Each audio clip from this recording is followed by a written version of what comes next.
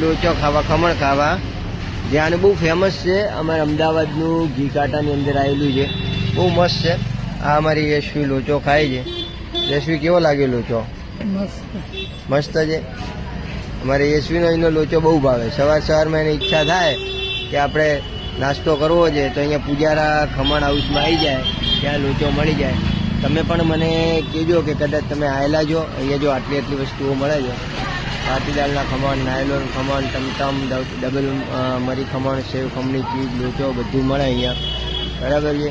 બધી આઈટમ એકદમ ફ્રેશ મળે અહીંયા. જો તમે આ રીતની એકદમ મસ્ત આઈટમો મળે છે બધી.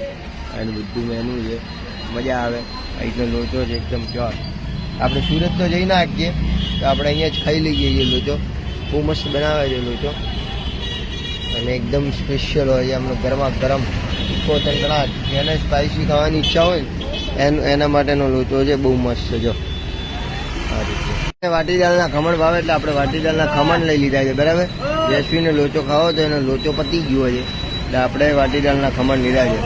મને તો વાટીદાળના ખમણ ભાવે. કરું તો પંચભાઈની પોળ છે ઘી કાંટાની અંદર અમદાવાદમાં, એની એક્ઝેક્ટ બાજુમાં પૂજારા ખમણ હાઉસ આવ્યું છે. બરાબર. તમે આમથી આવો, કોઈ દિવસ ખરીદી કરવા આવો કે એના માટે બી આવતા હોય ને તો બી બેસ્ટ સોલ્યુશન છે. મસ્ત છે. એનો ટેસ્ટ બહુ સારો છે. આપણે તો બહુ ટાઈમથી ખાઈએ છીએ, પણ આપણે એમ થયું લાવો આજે